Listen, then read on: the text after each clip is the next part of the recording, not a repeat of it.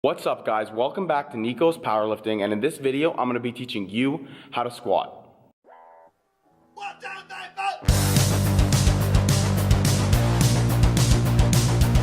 So before we get started, you're probably wondering, why you can trust me to teach you debatably the most important exercise when it comes to gaining strength and fitness. Well, I compete in the IPF, so I'm a powerlifter.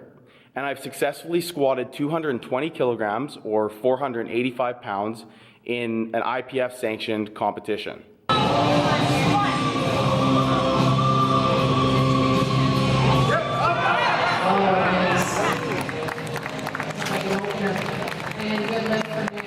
As well, I've squatted 500 pounds in the gym.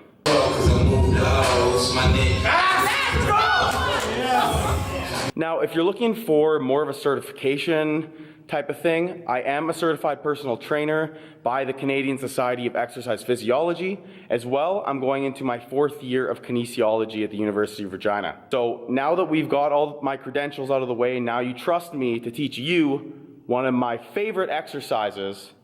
Let's get started. Okay guys, so we're just gonna take this step by step. I'm gonna try and make everything nice and simple for you guys, and then at the end, we're gonna put it all together. So let's get started. So I think the first thing that you want to think of when you're going into a squat is, where am I going to put my hands? Should they be really wide? Should they be really close in? And the answer kind of depends on you. It depends on what size you are and what's comfortable for you. For me, I'm about 235 pounds, I'm 5'9", and what's comfortable for me is putting my hands right here, right where these rings are on the bar. And I'm gonna give you guys a close-up, show you what I'm talking about here. So if you look closely at the bar, this is an Ohio Power Bar, but every standard barbell is gonna have these rings right here on each side. And that's where it's comfortable for me to put my hands. So my pinky goes right up against that ring right there on each side of the bar. So the closer you bring your hands in, the tighter your back is gonna be, which is actually a really good thing. But if you're a bigger person, bringing your hands in too close is actually it's not gonna work. It's gonna make it really uncomfortable. I know because I've tried it, and eventually I just ended up putting my hands back to here, and it's a lot more comfortable for me. I can get the bar in a much more comfortable position on my back. That brings me to my next point. Where do we put the bar on our back?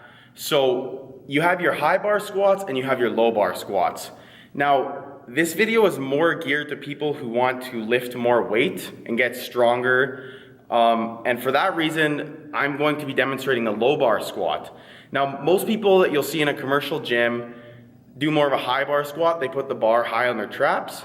But because we're doing a low bar squat, and this is gonna actually help us move more weight. If you look at most powerlifters, they do low bar squats. There are some that do high bar, but most compete with a low bar squat. So that's how we're gonna do it today. Now, when we're doing a low bar squat, this is how it's gonna work. We're gonna squeeze our shoulder blades together, okay? When we're getting into the bar, our shoulder blades are gonna be squeezed tightly together, and I'm gonna show you guys from the back. But when we squeeze our shoulder blades together, the shoulder blades are gonna create a shelf. So for anyone who's not familiar with your shoulder blades are these things right back here. So when we squeeze our shoulder blades together, a shelf is created. And if you do it at home, you'll feel that shelf where you can put the bar now. So that's where we're gonna put the bar. I'm gonna show you what that looks like right now. Squeeze my shoulder blades together and create the shelf. So what I wanna talk about is the breath for the unrack. So this is only about 135 pounds, so it's not as realistic, but once you get to a heavier load, this is gonna come in handy. When you have a lot of weight on your back, having a good, solid breath is gonna make that weight feel a lot lighter on your back. Trust me, I know. So what I want you guys to do is breathe into your cores. I see a lot of people in the gym, that maybe aren't as experienced. When they take their breath, they breathe up here. And that's not what we want. We want our breath in our core. Your belly area is like a balloon. We want to blow it up with air. So when I take that breath in, I get tight, I get firm, and my core area is filled with air, and this is also gonna protect my spine as well, and we're gonna get into that more in a bit. So, this is what it looks like. So I get under the bar, create that shoulder shelf, and then I'm gonna take a deep breath into my core.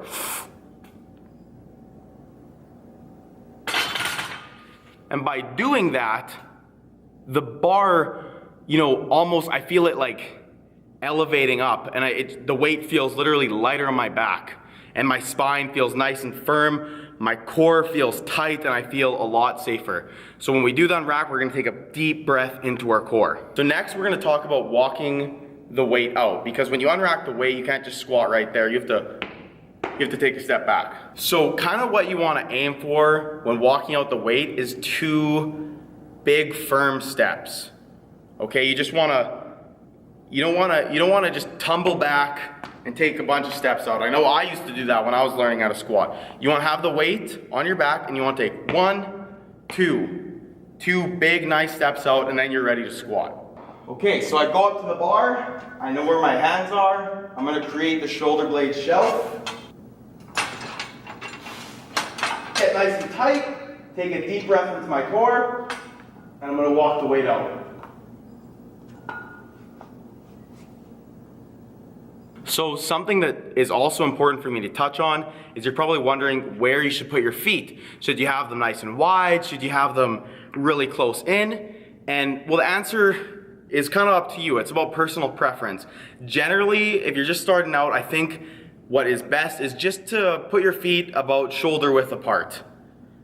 Make it nice and simple. If you want to adjust it later on, maybe it's more comfortable wide, or maybe a narrow stance is a bit more comfortable, then you can do that. But I'd say start out with a shoulder width apart. Another thing we should also talk about is what direction should your feet be pointing in? Should they be pointing straight? Should they be out? Should they be in? Well, the answer is they should be pointed slightly out. You don't want them nice and straight. That's gonna hurt. You want them slightly facing outward. You see how my feet are just slightly diagonal? I don't have them, completely shot out like this, but just slightly pointed outward. That's what you're looking for. Another thing I want you to keep in mind is I want your knees to line up with your feet. Knees, feet. Don't let your knees come in like this.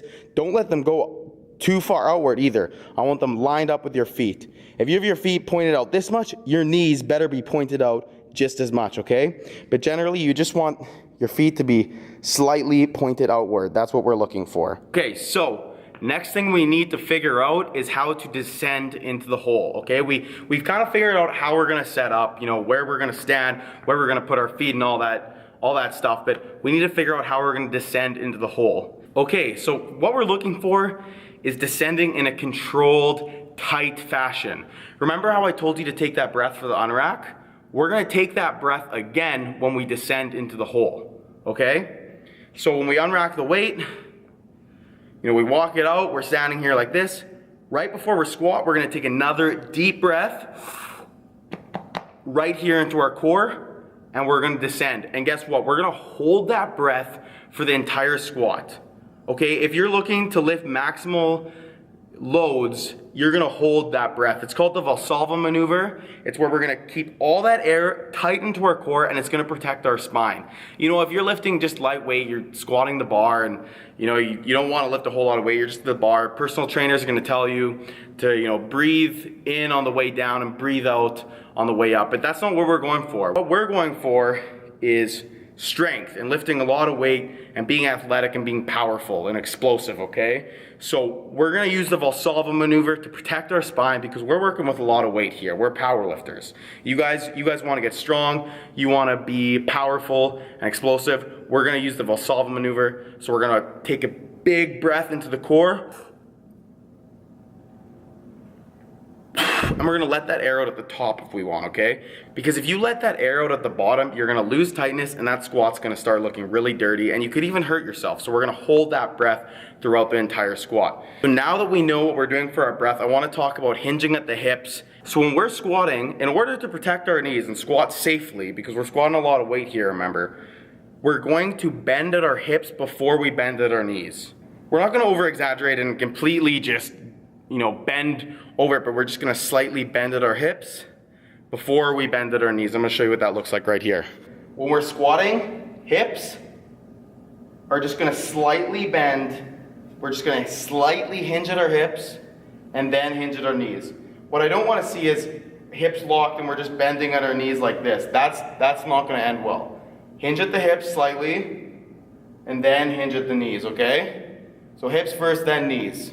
Okay, so let's talk about the descent here. Now that we know to hinge at our hips before our knees, when we're descending, you're probably wondering, should we go down really slow? Should we go down really fast? Should we pause at the bottom? What should we do? Okay, so this is what we're going for.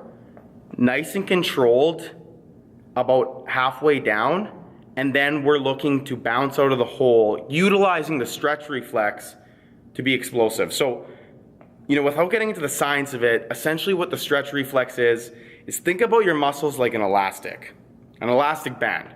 If you have an elastic band and you pull it really far back and let go of it quickly, it's going to explode, really far away. It's going to be nice and powerful. But if you hold that elastic band and you just stop and you hold it there and pause it and let go, it's not going to go as far. Same type of thing with your muscles here. If we bounce into the hole, it's going to be nice and explosive. You're going to utilize the stretch reflex. But if we pause at the hole, you're not going to have that stretch reflex. You're not going to be as strong. Okay guys, check this out. You're going to watch me descend down into the hole. It's going to be nice and controlled, and then I'm going to bounce out of the hole while staying tight, utilizing the stretch reflex.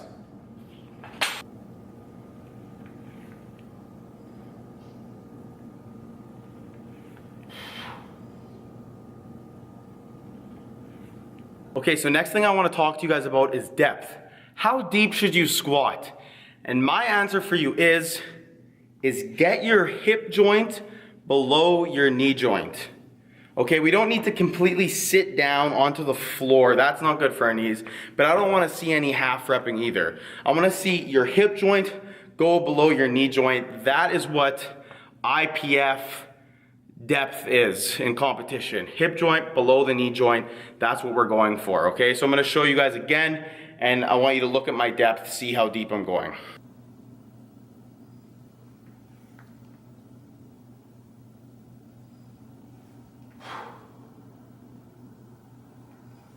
Okay guys, so the next thing I want to show you has to do with the elbows, and it has to do with coming out of the hole. So we already figured out the descent of the squat. We figured out to be nice and controlled and bounce out of the bottom utilizing the stretch reflex, all while staying tight. But what do we do when we're coming up? I know a problem I used to have, especially when the weight got heavier, I would often come forward. It would almost turn into a good morning if it got really out of hand, okay? So we're gonna use the elbows to make sure we're staying upright in the squat. And this is how we're gonna do it. So we wanna make sure our elbows are driving through on the way up. What we don't want is for our elbows to come up like this. Because if our elbows come up like this, the weight's gonna, come forward and it's gonna crush us, okay? That's not what we want. We wanna drive our elbows through, and we don't want our elbows coming up. So we wanna keep our lats nice and tight, driving our elbows through. So watch how I lock my elbows in when I squat. Check this out.